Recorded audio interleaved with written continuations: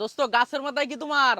আর বলো না দোস্ত, এই যে ফলটা দেখতে পাচ্ছেন, এই ফলটার ভিডিও শুট নেওয়ার জন্য গাছে উঠছিলাম। হ্যাঁ হ্যাঁ। এটা হলো ভিয়েতনাম এবং ইন্দোনেশিয়া জাতীয় ফল, জাতীয় খাবার বলে পরিচিত, ব্রেকফ্রুট। বাংলাদেশে বলা হয় এটা রুটি ফল। রুটি ফল। তার একটা শুট নেওয়ার জন্য গাছে উঠছিলাম।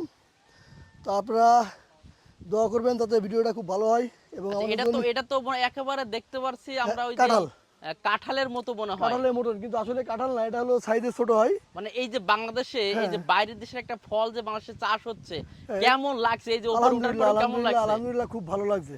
ভালো লাগছে না? একটু কষ্ট হলেও খুব ভালো লাগছে। ভালো লাগছে। হুম। আচ্ছা ঠিক আছে, অনেক ধন্যবাদ প্রিয় দর্শক। আমি একটু পাতাটা দেখাই। এই যে ব্রেড ফুড অথবা রুটি ফুড, হ্যাঁ, খুবই চমৎকার এই ফলটা এবং অনেক দেশের প্রধান খাবার কিন্তু এই ফল, অর্থাৎ আমার দুধ খাবে, ভাতের বিকল্প আমার দুধ হিসেবে খাবে, আমার দুধ খাবে, আপনার বুঝলি আমি? এটা কিন্তু অনেক দেশে কিন্তু খায়। যাক, অনেক কষ্ট হলো মনে হয়। হ্যাঁ, আলহামদুলিল্লাহ।